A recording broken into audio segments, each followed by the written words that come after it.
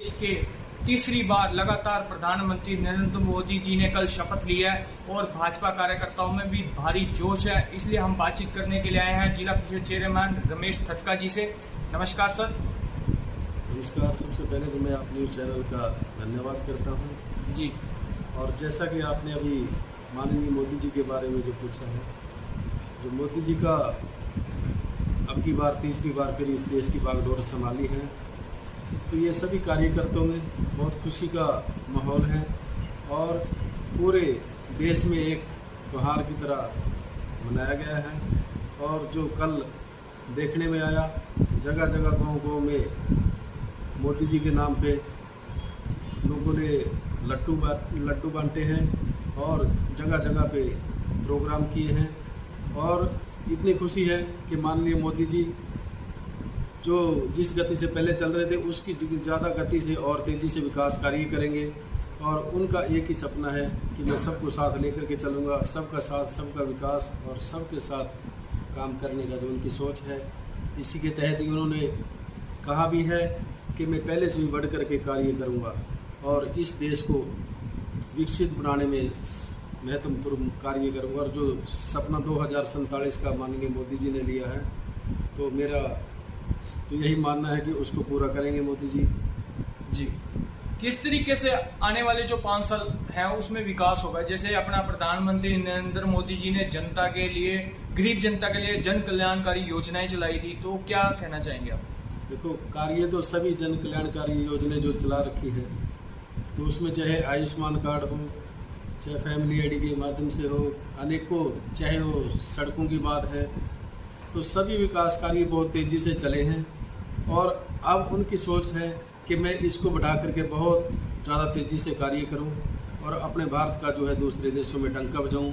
और जो दूसरे देशों में माननीय प्रधानमंत्री जी का रुतबा है, वो एक कहने की बात नहीं है, दूसरे देश वाले भी इस चीज़ को मानते हैं। और अभी जो मोदी जी का शपथ ग्रहण समारोह हुआ, उसमें भी कई देशों से प्रधानमंत्री और राष्ट्रपति भी आए हैं। तो ये बहुत ही दूसरे देशों में जो उनका प्रभाव है, उनकी सोच है, तो उसके लिए मैं उनको धन्यवाद करता हूं।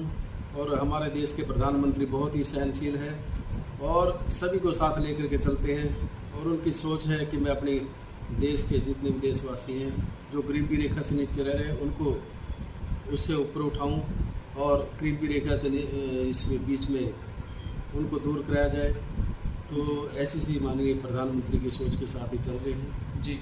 हरियाणा प्रदेश में कुछ समय बाद चुनाव आ रहे हैं विधानसभा के, और नायब सैनी जी के पास हरियाणा की बागडोर है, मुख्यमंत्री हैं, तो किस तरह देखते हैं आप आने वाला समय? आने वाला समय तो अभी जो इलेक्शन हुए हैं, तो भारतीय जनता पार्टी ऐसे तरीके से कार्य कर रही है, अब आगे जो सोचा है कि आने वाला जो विधानसभा का चुनाव है, इसमें 70 से 80 तक सीटें लेकर के भारतीय जनता पार्टी आएगी और बहुमत के साथ ही सरकार बनाएंगे। दोबारा फिर तीसरी बार भारतीय जनता पार्टी की सरकार बनेगी।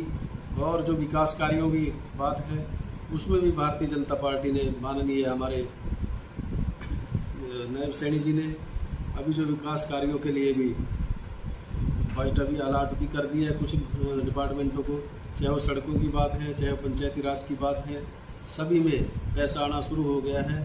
और जो 4 महीने हैं लगातार, इसमें विकास के कार्यों का बहुत तेज़ी से विकास होगा। और अभी माननीय अपना मुख्यमंत्री जी ने अभी घोषणा की है कि जो गरीब व्यक्तियों को प्लाट देने थे, वो भी 20,000 व्यक्तियों को सीधा लाभ पहुँचाने के लिए सरकार अंत्योदय के तहत उनको भी प्लाट देने का कार्य कर रही है। और उसमें भी जहाँ जहाँ कोई पहले दिक्कत आई है, उसको भी दूर करने का काम करेंगे। जी।